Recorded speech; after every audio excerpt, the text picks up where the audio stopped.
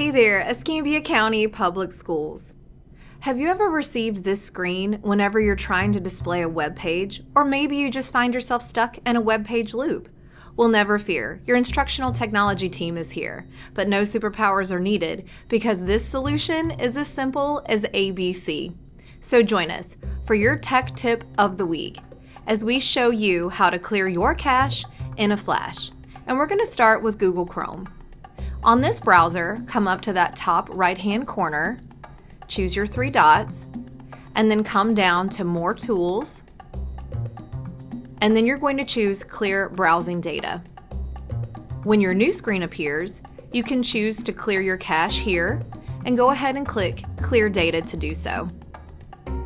In Firefox, come up to that top, go down to History, clear Recent History, and then when your new screen appears, choose to clear your cache by clicking OK.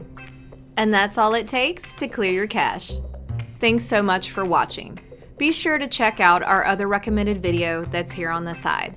And don't miss our new content each and every week by subscribing to our channel, because that is A Byte of Tech. And we'll see you again soon.